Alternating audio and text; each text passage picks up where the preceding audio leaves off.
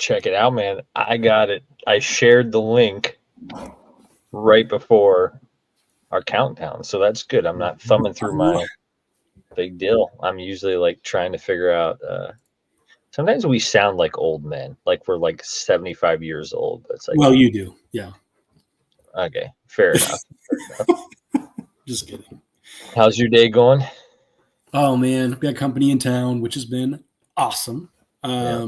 Hanging out with them and doing some walking around town. It's been good.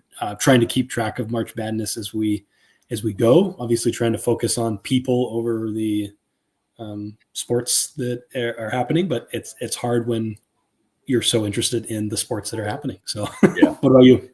It was funny. We actually went to a family member's house, and the whole premise of the party or going there was to like, what? Hey, we're gonna go watch basketball at person's house, and we get there, and like nobody's actually watching basketball, and I'm like, it's not the only like you guys are my family, so like I want to be here, but like I came to watch basketball, so I'm like sitting on the couch watching it by myself. I'm like, this is not what I signed up for, but.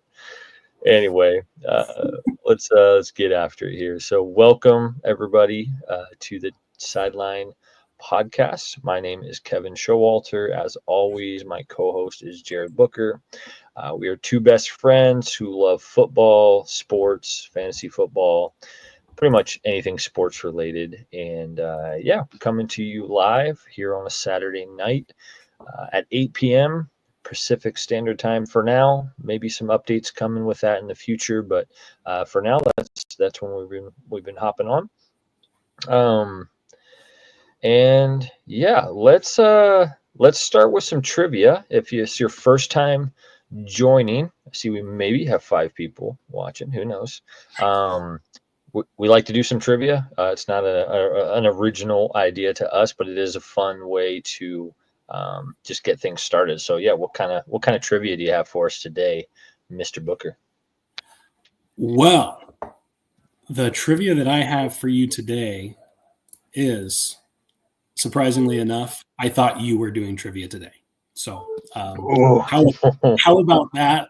As you're explaining how we love to do trivia, and then I'm thinking in my head, yes, we Nailed do. it. Were you doing it, or was I? Nailed it. Love it. Love it, man. Hey. If you want to move on to the next thing, let me find. I'm all about finding a question. No, we're good. We're good. Let's just we're gonna keep it rolling. We're gonna roll with the punches. And join in next week for some trivia. We will be ready. Usually, Booker's pulling questions from like the 1930s or 40s. I tend to pull things a little more recent, so there's a chance of getting it right. But yeah, you had some good ones last week on March Madness and kind of Blue Bloods, and you were tricking me pretty good. So yeah, let's start, man. The news. Obviously, the big news right now is March Madness is popping off. What's on your mind? What is fresh on the heart and mind of Jared Booker, other than the Tennessee Vols? We everybody who's watching, let's give a special shout out. Feel free to send some Tennessee volunteer love in the chat. Booker is really giving his all tonight while being on here with us instead of watching his boys. I'm sure the live stream is going, probably right about there. But anyway, what's on your mind, man? Yeah, no, it's definitely it's good to be here. It's worth it. I know the Vols are probably taking care of business, or at least I hope they are, and we'll find that out after. You're right. As far as news goes, I was just going to touch on what's going on within March Madness. Like a lot going on, and then not a lot going on at the same time. It does seem like one of the more chalky brackets that we've had, or just March Madnesses that we've had in a while. There's not been a ton. I know you were going to touch on this, but there's not been a ton of buzzer beaters. Games that have been super, super close. The game of the day, and I was not able to watch it, but I was following it back and forth. That Arkansas St. John's game, Calipari versus Patino, two Italians that are Italian and love the game, and that's exactly where the similarities end, according to Rick Pitino. So, yes. So we've got, and did you watch any basketball yesterday? Yesterday, sorry, give me 1 second here. No, you're good. So yesterday was the beginning of the round of 32. Yep. Oh, no, it was not. It was the first end. round. Today was the first round of 32. Yep. So we finished up the round of 64 yesterday. And goodness, because I've been sick all week, I think something that really stood out to me is Duke and Florida. I'm not entirely sure there's any team that is going to be able to keep up with them. I know Houston beat Gonzaga here a couple minutes ago, and they looked really good at times. Their defense and offense, they looked pretty prolific. But, 95-69 again, Florida over Norfolk State. Duke 93, Mount St. Mary's 49. Granted, those are both, Mount St. Mary's and Norfolk State. They're in the dance, and congratulations. Those things, it doesn't matter for their programs, but it's not; those aren't huge challenges for either Florida or Duke. But that being said, I really don't know if anyone's going to be able to beat them. It is tricky. It is tricky. Like the obvious argument against is, well, yeah, you beat up on a 16 seed, but my thoughts on that is yeah, you should beat up on a 16 seed and not give them hope of. I was actually looking it up today that 2023. Is it Fairleigh Dickinson? I believe is the last team. They beat Purdue in 2023. That would have been a good trivia question for you. I was thinking back to it might have been 2019 when BC beat Virginia.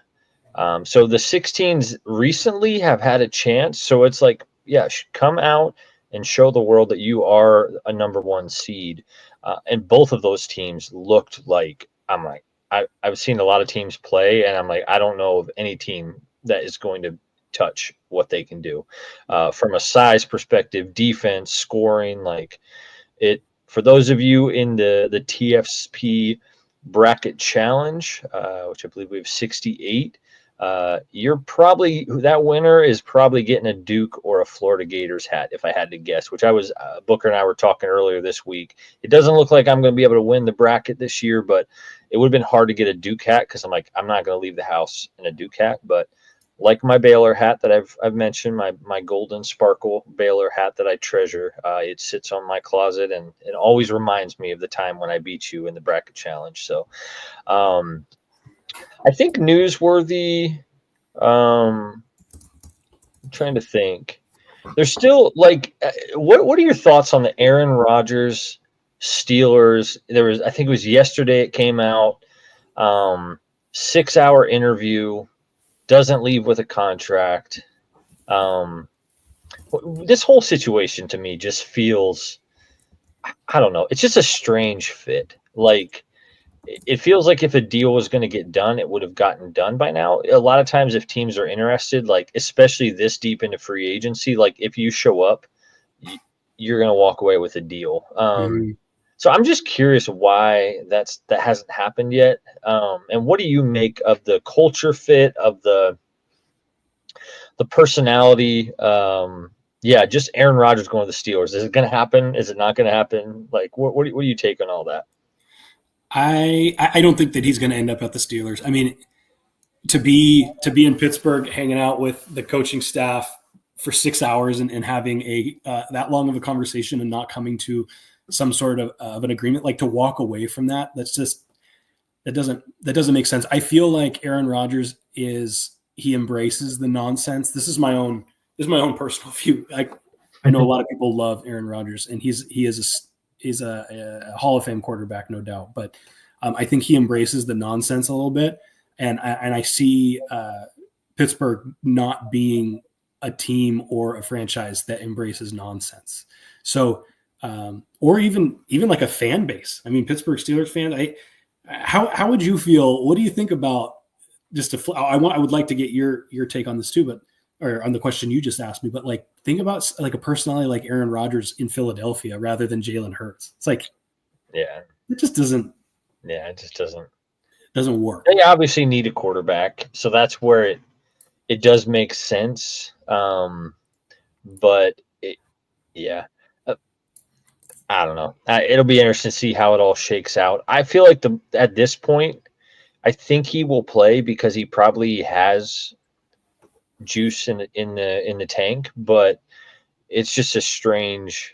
It would have made it would like from a career perspective, it would have made more sense to just do one more season in New York for the Jets. Where but they didn't want him to come back. Like anywhere he's going to go, it's probably a 2 year. Like, hey, maybe we just bring you in for this year, but you're trying to build a culture. I was on X this week talking about I saw somebody saying he's going to go to the 49ers. I'm like there's I won't say no way, but there's no way he's going to go be a backup quarterback to Brock Purdy. Kyle Shanahan would watch Aaron Rodgers throw the ball for all of 30 minutes in training camp and be like, all right, this guy's my starter. No offense to Brock Purdy, but you're not going to bring in that strong of a personality for a young quarterback, already have contract things. Purdy has took him to the Super Bowl, but the fit, and again, this 1 year, is he willing to be a backup? I don't know. My guess is the Steelers are probably we are taking a quarterback in the first round, or the first 2 rounds, and so it truly would be a 1 year stop with them. I don't know. Yeah, we don't have to spend too much more time on this. I was just trying to think, of what other news stuff has been popping off. Any other? One thing you mentioned, the Arkansas, the Patino, Calipari. I gotta admit, I had no idea that Calipari was coaching for Arkansas. Just zero, and I would have probably that. I put a lot of stock in the coaches at this time of year more than because I have no idea who most of the players are, but I'm like, ooh, I know this coach is good. They've proven that they can win. Gonzaga has a good coach. That gives them kind of a leg up. I had no idea that he went to Arkansas, which is kind of a part two. I don't know if you have it in front of you, probably not, but that you posted a stat about the team or the conference with the most teams in the tournament since what was it, 2018 hasn't won the tournament, or what was that? What was that Yeah. stat you posted? Yeah. So the conference that had the most teams represented in the tournament, it's been since 2018 since that conference had what was the champion. I don't know if I even worded that correctly, but over the past 20 years, it's only happened 5 times. I can find that exact. And I'd say their odds are pretty good. Obviously, having 14 out of 64, that's and a lot of them are still winning, still going. So let's segue here. I don't know how many people we got watching. If you are watching and you're in our TSP group chat, drop us a comment. Let us know. Talk some smack. Let us know if you're coming for that hat. My name has been what is it? On my way to Mars or something like that is my. I should know this because I created. But my father-in-law reached out to on me. my way to Mars. On the way to Mars, yeah. And my father-in-law reached out to me today. He's like, "You should probably change your bracket name." I'm like, "I'm not changing my bracket name." I was gonna add "On My Way to Mars" in 2026 or something like that, but it just. I was aiming for perfection and I missed. So why don't you give us a slight update? How's our TSP bracket looking? Do you still have a chance? I know RJ Wilson won our college football madness pick'em, and last I checked, he was doing pretty well in this as well. So yeah, who's on top? Do you still have a chance? And it doesn't look like I'm going to get that trip to Mars this year. I don't think you are. I think maybe you should change your name to On My Way to Costco or something. I might have to do that. Yeah. So there's still actually some, we're only in the round of 32. There's some teams, I'm in 9th place, but I'm tied for 9th with 4 other people. Okay. There are two teams, 2 brackets that are tied for first. Wilson is one of them. He's got Florida going all the way. He has 380 points. He's picked his bracket 99.2% accurately. Wow. or an accuracy rate percentage of 99.2%. There's another individual, iCracky1, which we might have to figure out a different way to ask people to label them, because whoever wins, we have to figure out, which person are you? Yeah. They'll Anyway, find us. I think they'll find us, they'll yeah. find. Yeah. But iCracky1, same thing. He's got 380 points, 99.2% accurate, picking Duke to go. So if things stay the same, they very well may be at the top, and that will not be flushed out until the very end. St. John's, we do have someone who picked St. John in the top 10 here, but obviously St. John went out today, so they're probably going to fall back. We've got some Kentuckys and then Houston. So I think that I have a chance. I don't think that I'm going to get there. My max right now is at 1,710 points, which is pretty low compared to like Wilson at 1,840, iCracky at 1,800. So, and I see there's two Houston, because really you're not going to win unless you pick the champion. So both, if your champion's still in it. But anytime I'm looking at these groups, I'm thinking, okay, am I the highest points for the team that I pick to go all the way? It's not a guarantee, but when I see two teams ahead of you with a Houston champion, it makes it like, hey, if everything shakes out, they still might, edge you out, but not a guarantee. You could nail the Elite Eight type of stuff. But yeah, no, thank you for that update. Again, drop us a comment if you, just drop us a comment on like what your thoughts are on March Madness so far this year. I think there was some good games in the first round, but in general, not the buzzer beaters, the over, like has any game gone to overtime? I do Probably not believe so. that Alabama State versus whoever they were playing was probably the closest, that Hail Mary. But other than that, there's been no buzzer beaters, no overtime, and that's, it's just sad. We like to see those last second shots and not beating a team by 12, 15 points, pulling away late. So alrighty. We are, again, these off-season episodes, we're keeping them pretty short. I won't put an exact time on this, but this is going to be a part 1 of 2, maybe 3, but probably a part 1 this week, and then we'll do part 2 next week. So we are going to do the first ever TSP NFL mock draft. This is less. We're not going to start releasing our mock drafts because there's about a gazillion out there.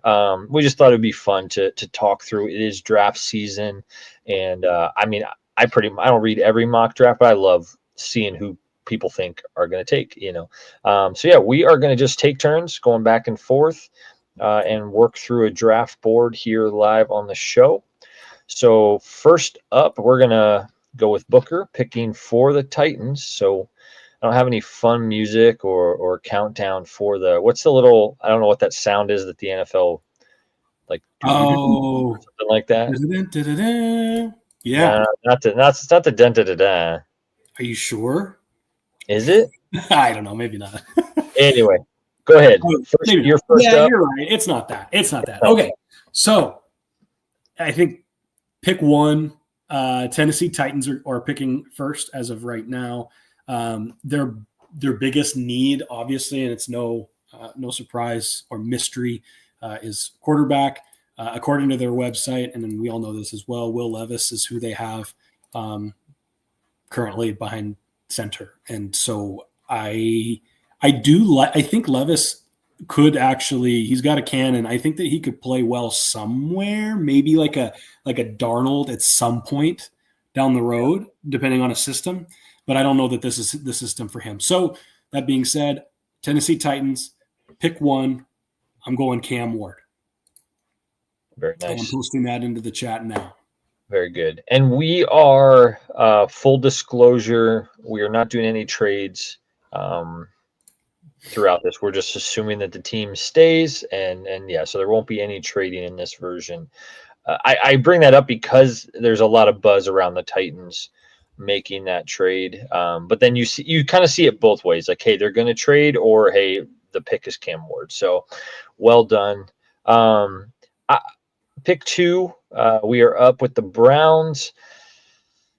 Man, I saw something this week where it was Abdul Carter going to the Browns, and I was like, that would be terrifying for the AFC North. Like, that actually would be like kind of a smart pick, but Adam Schefter had come out and said, like, there's 100% chance the Browns are taking a quarterback.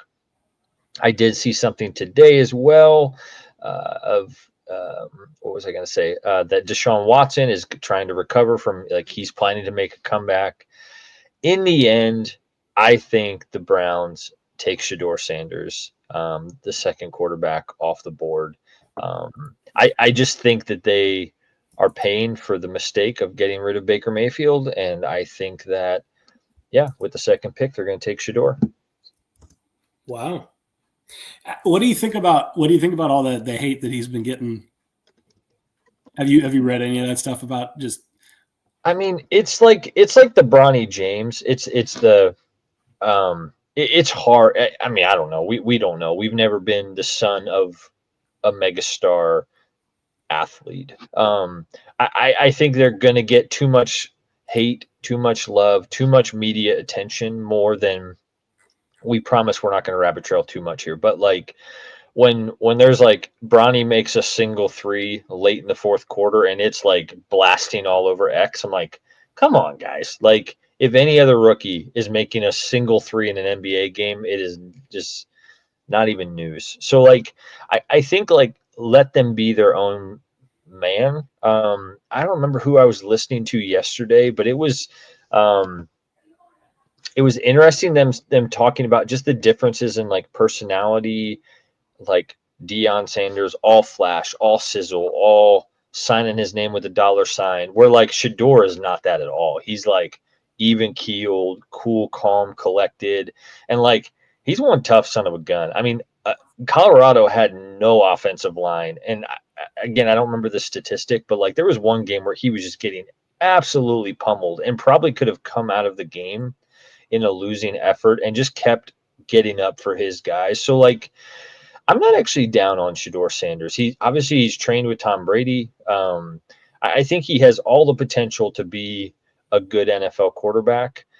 The final thing I would say, I really hope that, like, a year or two into this, Deion doesn't become his coach in the NFL. I just think like I think Deion is doing something in Colorado. Like, but again, I'm sure that, again, no father would turn that down. But I think if Shador gets in Cleveland, they have a good coach. Stefanski is a proven good coach. They just haven't been able to figure out this quarterback position. Flacco took them to the playoffs, not last year, but the year before. So like, they re-signed Myles Garrett. They have not an empty cupboard, and so yeah, I think Shador is the pick, and I think he's got a decent chance to do good things in Cleveland. Yeah, awesome. Well, I've got pick number 3, New York Giants, and actually, I was thinking Shador. They recently signed Jameis Winston. Jameis Winston. Wow. It's because, obviously Daniel Jones is not there anymore, but Jameis Winston, the gunslinger, the locker room guy, the leader, veteran. I think he is going to be awesome. And I mean, I don't know. He's awesome wherever he goes. I love Jameis Winston personally. But I would have still picked Shador Sanders if he was still on the board. They really need a quarterback over there in New York. So with that being said, I think their biggest needs lie with the quarterback, the offensive line. They do have an incredible left tackle with Andrew Thomas. But I think that maybe I'm going to probably either go offensive lineman or linebacker. And that's a hard one because you kind of pulled the one right out from under me there, which is okay. I think I'm going to go offensive lineman, Armand Membu from Missouri, 6'4", 332 pounds, super versatile. He's an incredible run blocker, moves well laterally. but he's just the number one rated offensive tackle in the draft this year. Now, you can be honest with me because we can disagree here. I realize that probably picking an offensive tackle as the number 2 pick is you go best off the board, probably, right? Rather than, but as a New York Giants team, you have a ton of needs. Yeah, like what I'd be interested in actually knowing what direction you would go if Shedeur Sanders is off the board and you are a New York Giants. They got Jameis Winston, man. They're good to go. The Travis Hunter is going to be interesting. The reason, not that you can go wrong taking a lineman at 3. I just think 3. that the Giants, I could see them doing that when there's prospects that feel are more universally taken at this spot. But that would be a very Giants thing to do. So yeah. All right. So pick 4. I am on the clock with the New England Patriots, Mike Vrabel. I've seen a lot of interesting stuff with Vrabel and Travis Hunter. I think the more likely is that they go back in the second round and bring in like a Trey Harris, and look for that true wide receiver 1. I don't think Travis Hunter is going to be. Dove Kleinman posted, like, could he be a wide receiver 1 in the NFL? And it was like him running just a pristine route in college. And I responded like, yes, he could be a good NFL wide receiver. I just think a house divided is you're not gonna be as good at, like, if you're trying to master 2 crafts where the NFL is the best of the best. And so many people that I've heard is like he's gonna major on defense and he will minor in offense. He will have a few plays. He's not going to play 100, 125 snaps a game. It's just these are grown men tackling you. Your body needs to hold up. Even Deion Sanders was not full-time in both directions. Other guys have played both ways, but they haven't been full-time both ways. I can't imagine I can't imagine them looking that direction. I'm going to zig here. I think this is one of the best prospects in the draft and has a little nasty in him. Sorry, and let me just double check here. Okay, sorry. I already thought Abdul Carter was gone. I was going to go Mason Graham from Michigan, just like thinking like this guy feels like a Vrabel kind of just a tough son of a gun. But Abdul Carter at pick 4, I'm like, it just feels like a slam dunk. Again, Vrabel is going to want a good defense. You're getting potentially the best prospect at the 4 pick. I think is just, I think they run to the podium if he's still there at 4. That's absolutely fair. All right. So pick number 5. We got the Jacksonville Jaguars. So we have a new head coach, Liam Cohen. He was offensive coordinator with Tampa Bay, if I'm correct. Last year, correct? Yes, correct. Yep. So he enjoys slinging the ball. I can only assume, having Baker Mayfield, Mike Evans, and Godwin. So I'm thinking that he's going to try to utilize Trevor Lawrence better than he has, or better than Trevor Lawrence has been able to been utilized in the past. They did get rid of Christian Kirk.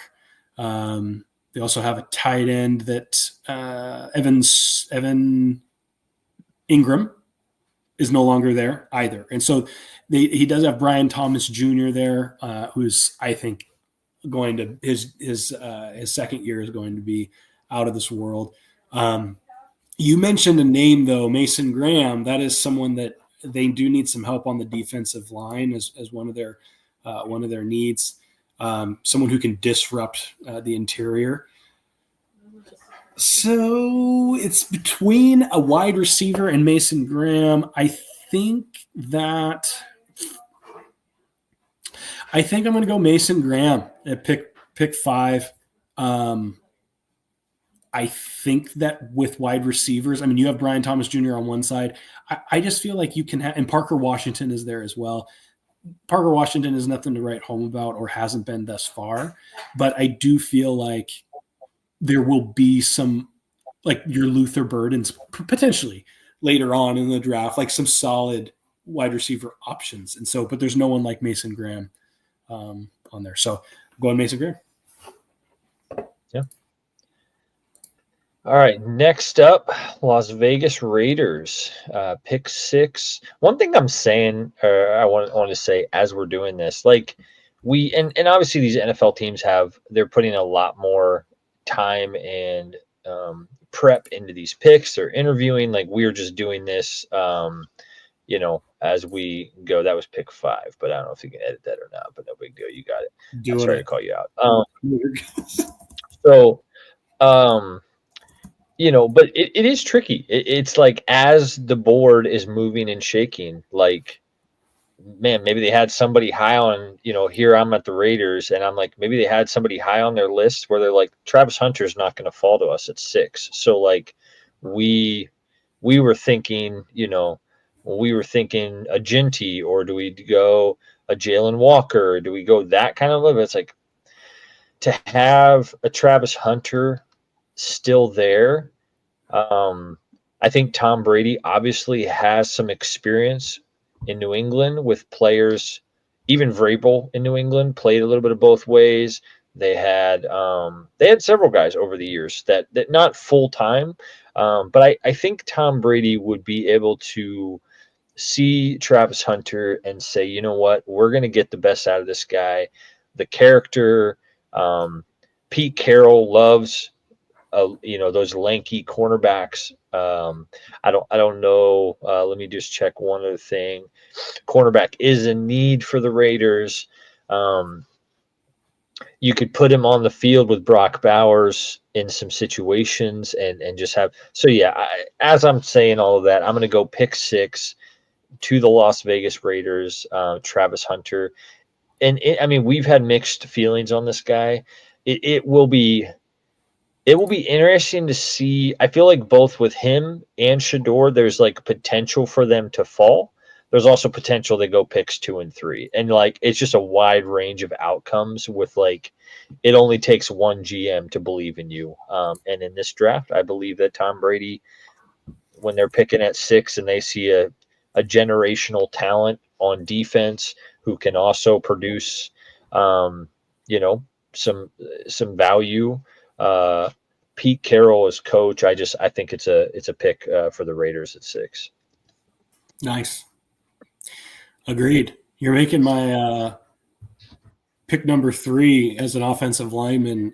Just continue to. I didn't realize this is my first like live mock draft here, and like to think, okay, what's on the board, what's still on the board, what are the needs? And yeah, like once you pull that name, it's in. You can't. There's nothing you can do. So I'm just looking at that pick number 3 and kind of slapping myself because of some of the other guys who've come off the board here. All right.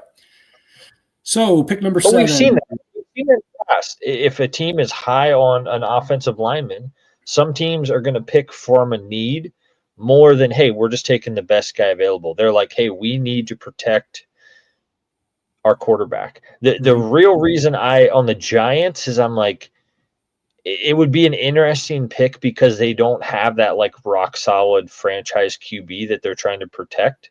So it'd almost be a smart move, which is why I don't think they do it. To like, hey, we're going to invest in the trenches even when we don't have a quarterback, is like a gutsy move for 2 guys that are like likely to be fired. If they take that pick, then I'm like, okay, they're probably trading up in the late first, or they're taking a quarterback in the second round. Again, I don't hate the pick. I just think we see that every year of guys go higher and you're like, oh, I did not, guys fall. That happens. So go ahead. I cut you off. Your pick 7. You're good. You're good. I think it makes me feel a little bit better if the Giants could trade up to get late back in the first. You'll have guys. Jackson Dart will probably not be there, but I mean Jalen Milroe, Quinn Ewers, Dylan Gabriel, Kyle McCord. I think there are some guys in there that might be worth protecting with a good offensive lineman. So, yep. All right. So I'm going to show your pick here. So you got pick 6. Is that a play on words there? Pick 6 by Travis Hunter. As soon as I typed it, I was thinking that. I was like, "Ooh, pick 6, Travis Hunter, cornerback." That was beautiful. That was not planned, but it was beautiful. He could wear the number 6 on the Raiders too. Oh my! Now, yeah, you're cooking with gas now. All right. All right. So at pick number 7, we got New York Jets. You've given me, I get the odd numbers, which as of right now are both New York teams. Well, both.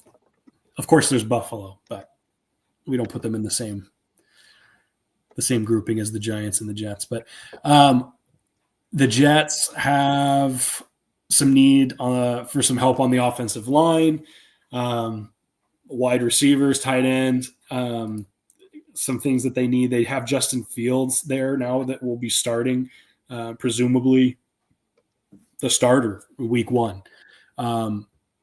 I think a wise move, even though Justin Fields has some wheels, so I think he'll be able to move around the pocket. He doesn't necessarily, like, if there's pressure, I think that he can move around a little bit.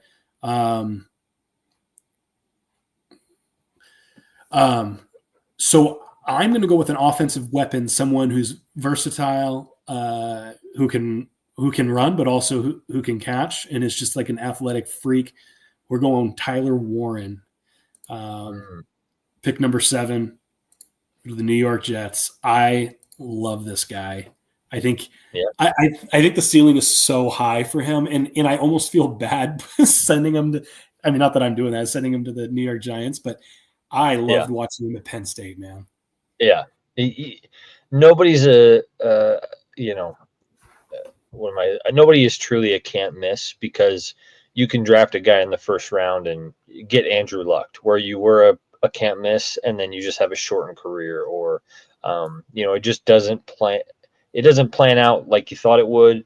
Not everybody's going to be a Hall of Famer, but dang, Tyler Warren, he sure does look the part. Every bit of, again, if you call everybody generational, then is truly anybody generational? And it feels like Brock Bowers was that dude of like, okay, this is, but the difference is Brock Bowers is more of a tweener size. Like, he's built like a big wide receiver, where like Tyler Warren is built like a Mack truck, but also can run. And no disrespect to Brock Bowers, absolutely incredible. But yeah, Tyler Warren is just an absolute beast. Definite George Kittle, Mark Andrew type of vibes, where like has the size and has the speed. So that would be a slam dunk. I love especially even my Campus of Canton team, I love the thought of the Jets. Hey, Field signed pretty much a 1-year deal, but let's build around him. Let's make sure that we don't do what the Bears did, and he's out there throwing to insurance salesmen and garbage delivery guys rather than professional elite weapons. So okay, so let's see here. I'm on the clock and pick 8, and we're going to go ahead and make an official verdict. We're going to break this into 2 or 3 episodes. So why don't we say we go till 12 tonight, pick 12 midnight. We'll be here next 4 hours. We'll go to pick 12, and then we will pick it up next week at pick 13. So if you are watching, let us know. Check out these comments, was where we have our picks so far, and we'll also share just a screenshot of our first 12 picks. But let us know if you think we're loco crazy on any of these, which is the most value add right now. So anyway, okay, I'm at pick 8, the Carolina Panthers. Man, I want to troll the Panthers right now and go Ashton Genty and just say, like, bring in another running back. We need more. Like, they just keep adding running backs, and it's like, dude, how many you can't you going wishbone formation and just going to keep running them out there. That's where I want to go. Let me see here who is left on our board. Let me just update some things. So Mason Graham.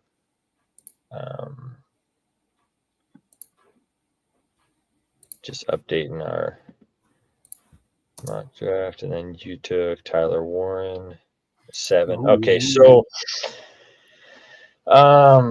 needs for the Panthers. I'm seeing wide receiver, edge, DB, even though they just paid. The name is slipping me, but they just gave big money to a cornerback. So I'm debating if they need a DB, but I'm not going to troll them. Not going to take Ashton Genty.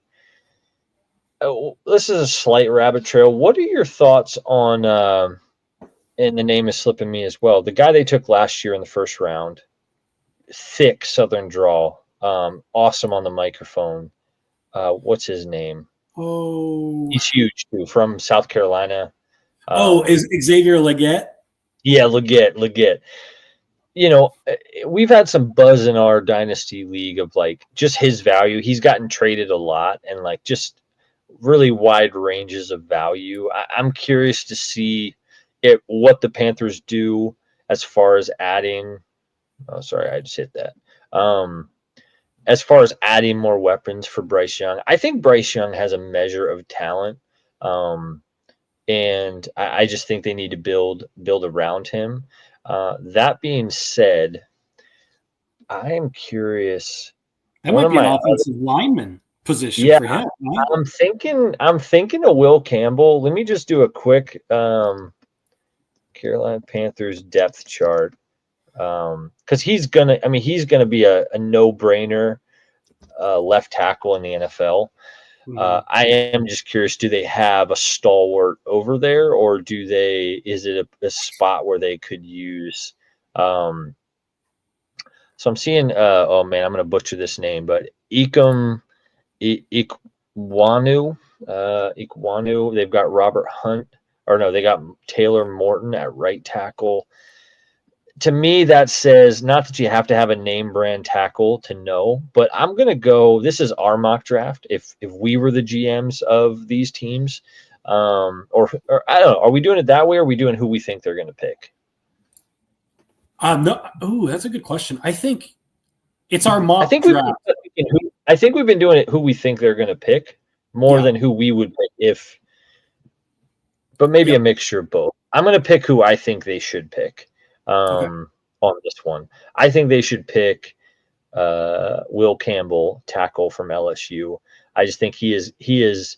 There's a couple blue chip prospects in this draft, and I think he is one of the best O linemen to come out in a while. And there's a shortage of good O linemen in the NFL, and so if you really want to build around Bryce Young, if you want to maximize all those running backs, then at pick 8, it should be a no-brainer to take who I believe is the best O lineman in this draft. Again, he might not have the measurables. I get why you went Membu at 3. He's got the off-the-charts measurables. I just think Will Campbell has got that old school, nasty, the kind of O lineman I want on my team.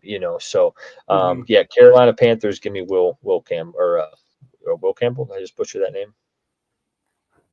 You might have. I'm just kidding. Will Campbell. All right, go ahead. You're up. Pick 9, New Orleans Saints. New Orleans Saints. All right, so I'm seeing some needs at cornerback because right now, if I'm correct, they've got Kool-Aid McKinstry back there, cornerback only, right? In New Orleans, to be honest, I have no idea. Okay, I believe they have Kool-Aid McKinstry back there, and then even after bringing back Isaac Yiadom,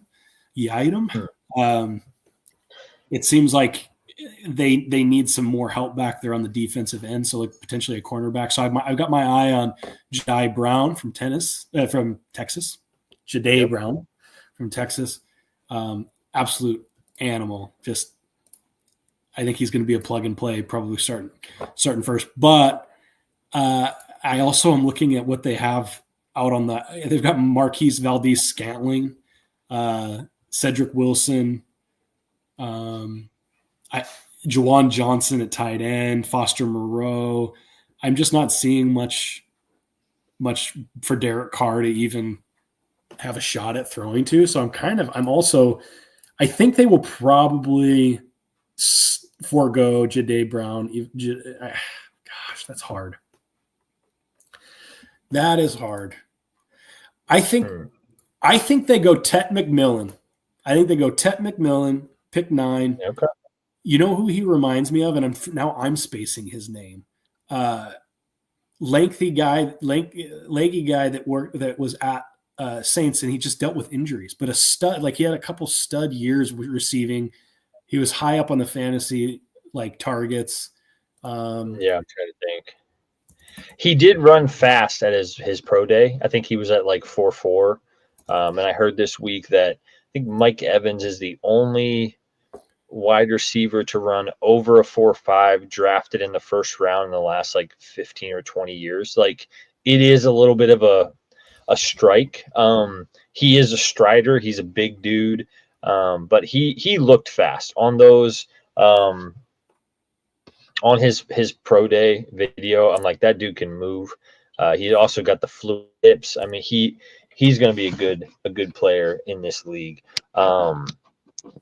Michael Thomas. Yeah, Michael Thomas is who I was kind of thinking he was. Yeah, a little different player, I would say, just because Thomas is like a smaller slot route runner type of guy. Come on, computer. Sorry, bear with me here. No worries. I'm putting my pick up here. All right. I'm trying to get this to plug in and not like be beeping at us every 10 seconds, but we'll see. Okay, pick 10. I am on the clock. And by hey, I apologize. Just to correct you, you know that Michael Thomas, he's 6'3". Are we thinking? He's 6'3"? He's 6'3", 212. And so Tet is 6'5", 210. Long arms, strong physical guys. So yeah, not to call you out. Yeah, no. And I mean, yeah, I could see it. I think Kellen Moore is going to want to throw the ball. He's going to want to have weapons and have an electric. Even if they win 4 games, he's going to want to like build for the future with some offensive pieces. So I think it's a good pick. So pick 10, man, I've had some real like barn burner teams to pick for, like the Bears. And then in 2 picks, I have the Cowboys. Like I'm really starting to rethink that coin toss before the pod. So on the clock for the Bears, I'm sort of a known Bears hater. That being said, this feels like a very easy pick with how they've done free agency. I think Ben Johnson, if this is how it plays out, he runs to the podium and picks Ashton Jeanty. So my pick 10 is Ashton Jeanty. I think they're not the same player as Gibbs, but he's going to see, hey, we took a running back in the first round and it completely worked. The fact that they've built, like I would have hated this pick more if they wouldn't have drafted or they wouldn't have brought in all the offensive linemen in free agency, but they are building, they're building the team the right way. And the best way to help Caleb Williams develop is not saying, hey, you're a guy that you need to throw the ball 60 times in the city of Chicago, and show that you have all these amazing gifts. Like play within structure, run the ball, let him do all of his crazy things 20 to 25 times a game, and he will be a great player. He can clearly spin it. He can read defenses. So yeah, this is my pick, and I don't think it would even be very close for the Bears. The one retort I have to myself is the running back class is so deep. It almost, I don't know if it's going to inflate or deflate the value. I think getting that 5th-year option on a young runner is actually a very valuable thing. But I think a lot of teams are going to say, "Hey, how much better is Ginty than uh, I'm not even going to list Omarion Hampton or Tutton from Virginia Tech or like the two Ohio State running backs. Like, how much better is he than those guys?" Um, but I do think he is an incredible runner, shifty. Again, he's a different type of player than Jahmyr Gibbs, but I think Ben Johnson is going to be drooling to make this pick. Yeah, yeah. I think you're right. I was kind of surprised. I was like, man, how is he still up there? How have I allowed him to stay up there? Because I was going to pick him next. I have pick 11, San Francisco 49ers. And so I've been, as you've been talking and listening, I've been doing a little bit of thinking on this. Like, you've got Christian McCaffrey there, and at running back, obviously stud, but like he's just continued to get injured. I don't know how many seasons he's had where he's made it through the entire season without missing some time. And so behind him, you have Isaac Guerrero, which he's shown some flashes. I don't mind Isaac Guerrero. I think they either take a running back or a defensive tackle. We do have, oh goodness gracious, Trent Williams. He's heading into age. Wow, he's 37 years old heading into this season. So Trent Williams at defensive tackle. They probably would really like to find someone who could learn behind him while he's still there. Obviously, Mason Graham is gone. The next one up on the list that I see. So I was thinking either Omarion Hampton, North Carolina running back. But I think maybe Isaac Guerrero steps into that space and they really highlight that defensive tackle. I'm going to go with Walter Nolan, Ole Miss, 6'4", 296. He's a transfer from Texas A&M. High upside pass rusher. And so okay.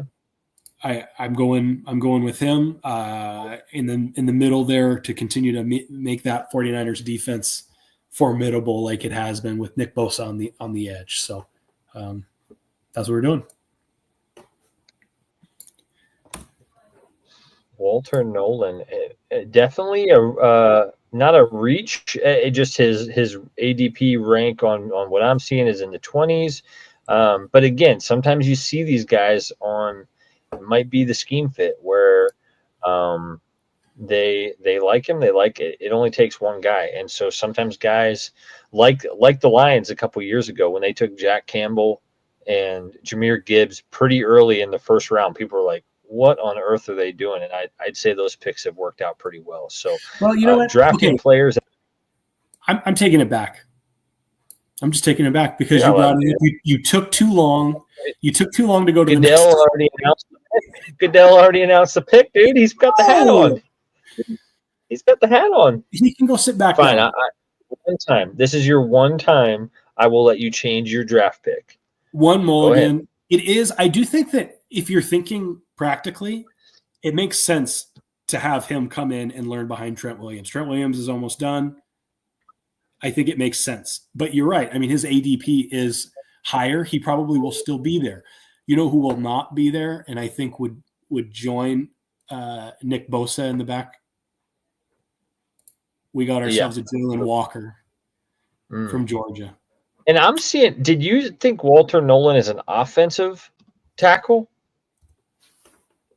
I'm pretty sure he's a defensive tackle. So we're going to give you this mulligan.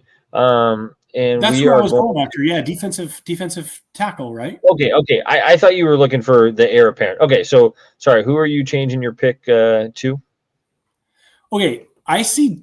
Am I completely wrong here? Defensive tackle is the leanest area. Finding an heir apparent for Trent Williams. Yeah, I don't know what you're reading, but that Trent Williams is not a defensive tackle. Yeah. Well, so they obviously have a need. They have a need at I think you got cooked by Well, I'm reading what you're reading. Defensive tackle is a big area of need, but is like, hey, they need to find an offensive lineman for Trent Williams, who is injury prone and all of that. So anyway, all that being said, we stumbled through it. We're giving you a mulligan. Pick 11. Who you got? I got Jalen. We're going to stick with Jalen Walker, just a Georgia boy. Jalen Walker. Slam dunk. Slam dunk. That's what we're doing. And honestly, he is going to be really good. Just twitchy and all of the high upside type of stuff. So, man, the Bears, and now I'm on the clock with the Cowboys. So I'm just going to pick like the absolute worst prospect I can think of. No, we'll be unbiased. Some biggest needs: wide receiver, running back, cornerback, linebacker, D line. The funny thing is, like, other than running back, I'm like, they have talent at all of those positions. So, like, it would be interesting to see them. I mean, I think a wide receiver 2 across from CD would be a huge move to say, hey, we need to keep up with the Eagles. We need to keep up with the Commanders. We do see a Luther Burden still on available, Emeka Ibuka, if they are pretty high on him. I know we're not trading back. I could see, if they really want a first round wide receiver, I could see them trading back and say, we want to get either Burden or Ibuka, and we can move back and still get one of those guys. Unfortunately, we are not doing trades, and I'm going to go with Jahdae Barron, cornerback from Texas, local boy. And I think Jerry Jones just won't be able to help himself but to bring in. It gives them another talented player across from Diggs on a rookie deal. You've seen in free agency, these cornerbacks are making huge money because they are tasked with stopping the Jamar Chases, the Justin Jeffersons of the world. And so cornerback is one of the hardest positions to play. Like, you are backpedaling against some of the best athletes in the world. And so, like, you better be one of the best athletes in the world, because you are having to, like, backpedal, turn your hips, run, read what the offense is doing. Oh, and then run up and tackle Derrick Henry in the open field. So, like, shout out to cornerbacks. No wonder they have diva tendencies at times, because they got to play a ridiculous position. So, all right, let's wrap it up there. We'll do pick 12. That's a pretty great pick too. He joins his Texas Longhorn Demarvion Overshone, who plays linebacker there, and he was a stud at Texas too. So I think that's a great pick. I just wanted to affirm you in your pick. Thank you. All right, any final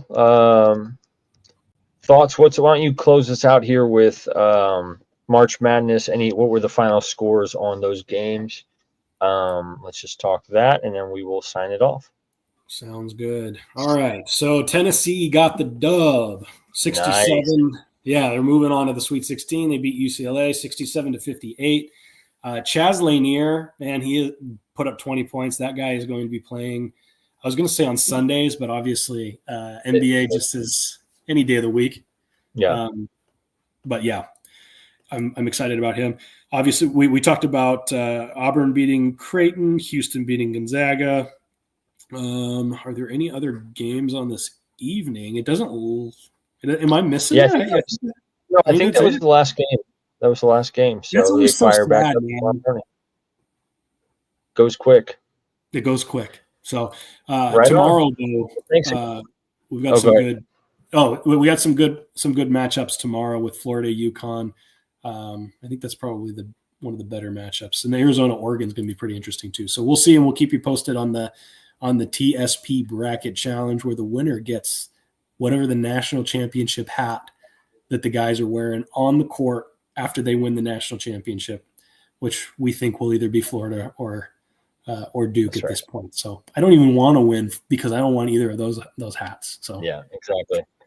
So yeah, follow us on X at SidelineFFPod, at TSP_Kevin, TSP_Booker. Till next time, have a good rest of your weekend. See you, everybody.